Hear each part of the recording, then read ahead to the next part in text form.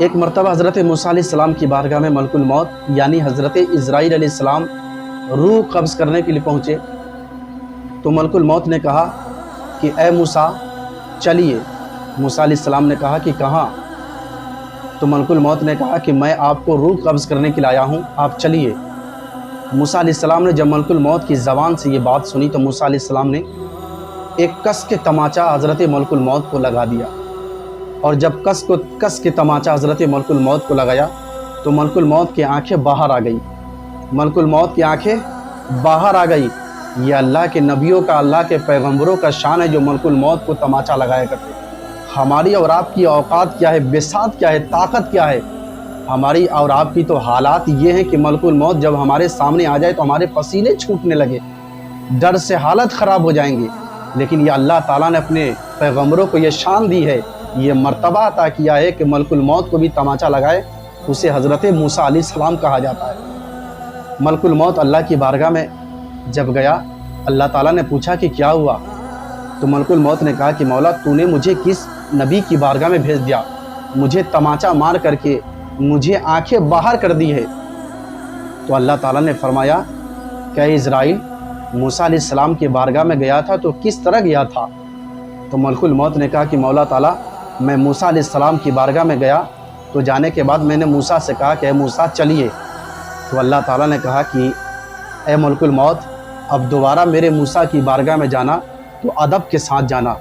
اللہ اپنے اسرائیل کو، اللہ اپنے ملک الموت کو بھی سکھا رہا ہے کہ موسیٰ کی بارگاہ میں جانا تو ادب کے ساتھ جانا۔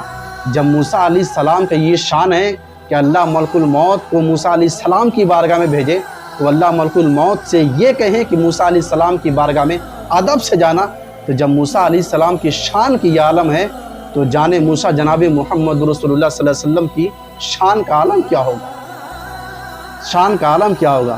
ملک الموت کو جب اللہ تعالیٰ نے دوبارہ بھیجا تو کہا کہ ادب کے ساتھ میرے موسیٰ کی بارگاہ میں جانا۔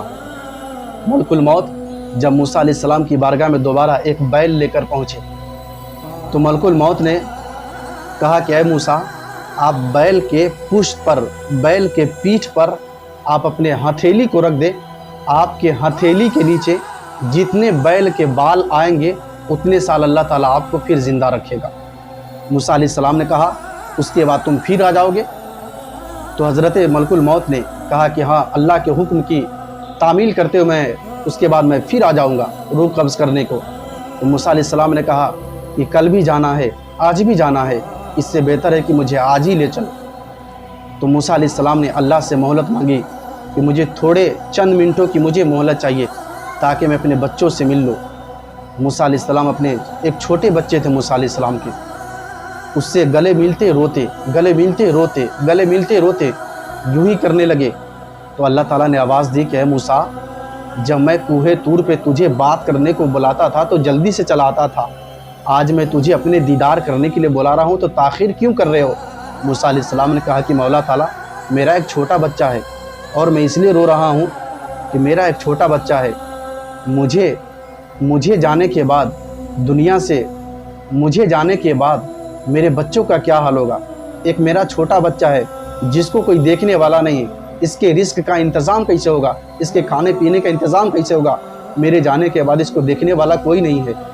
اللہ تعالیٰ نے کہا کہ اے موسیٰ، اپنے ہاتھ میں ایک لاٹھی اٹھاؤ، عصا اٹھاؤ، اپنے ہاتھ میں ایک لاٹھی اٹھا کر کے دریا پر اپنے عصا کو لگاؤ، دریا پر اپنے لاٹھی کو مارو۔